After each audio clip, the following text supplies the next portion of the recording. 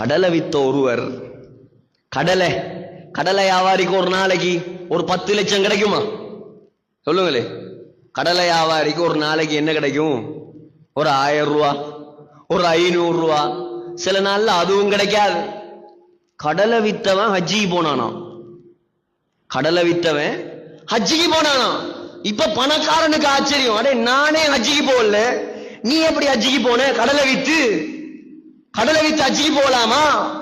அவன் சொன்னானா, நான் தான் கடலை விக்கிறேன், ஏண்ட அல்லாஹ் கடலையா விக்கான்? ஏண்ட ரப்பு அவன் கடலையா விக்கான்? நான் அவன்கிட்ட கேட்டேன், அவன் என்ன அனுப்பி வச்சான். இப்படி மாறணும் முஸ்லிம்கள்.